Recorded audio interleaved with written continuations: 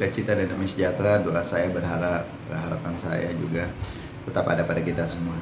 Kita berjumpa lagi di dalam Word from Heaven, dan renungan pagi hari ini saya ingin mengajak kita membaca dari Yakobus, surat Yakobus 1 ayat 14 sampai 15. Tertulis begini, Alkitab berkata, tiap-tiap orang dicobai oleh keinginannya sendiri, karena ia diseret dan dipikat olehnya.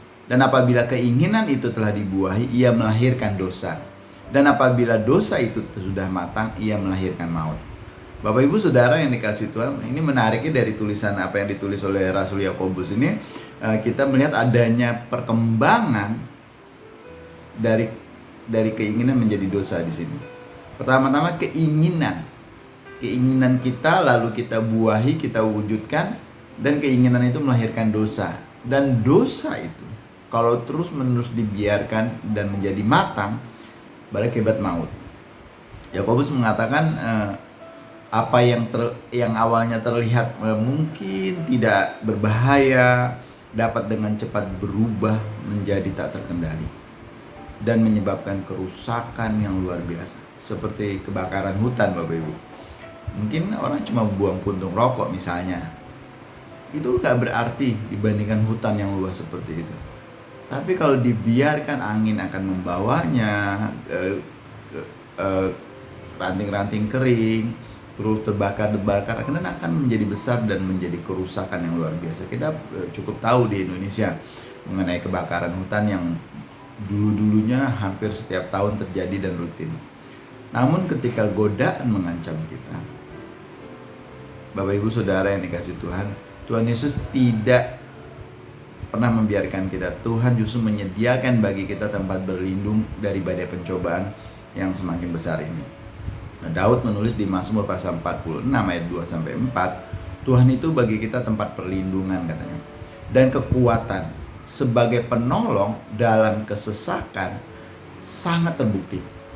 Sebab itu kita tidak akan takut sekalipun bumi berubah, sekalipun gunung-gunung goncang di dalam laut, sekalipun ribut dan berbuih airnya, sekalipun gunung-gunung goyang oleh geloranya.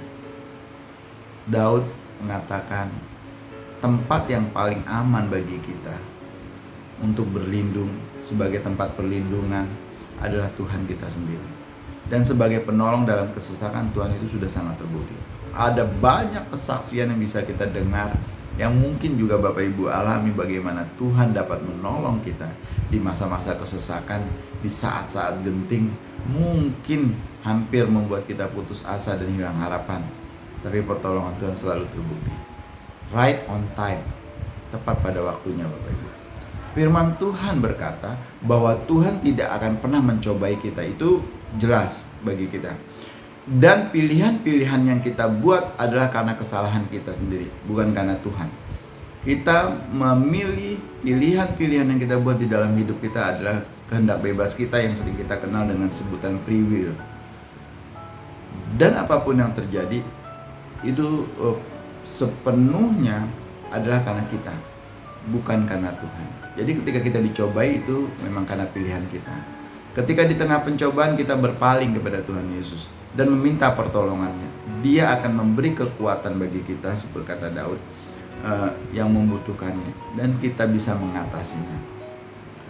Berlindunglah hanya kepada Tuhan yang sanggup dan memberi kekuatan kepada kita. Suatu kali Bapak Ibu, murid-murid ketika berlayar di danau, angin badai datang, mereka ketakutan berseru-seru, dan mereka sampai berkata kita mati.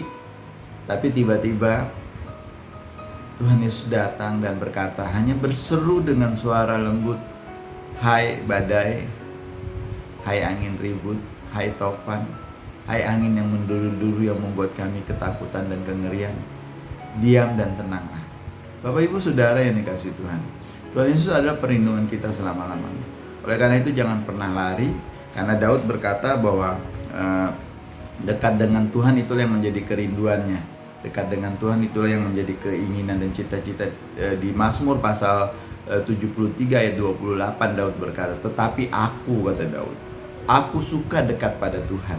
Aku menaruh tempat perlindunganku pada Tuhan. Bapak Ibu Saudara yang dikasihi Tuhan, mendekatlah terus kepada Tuhan.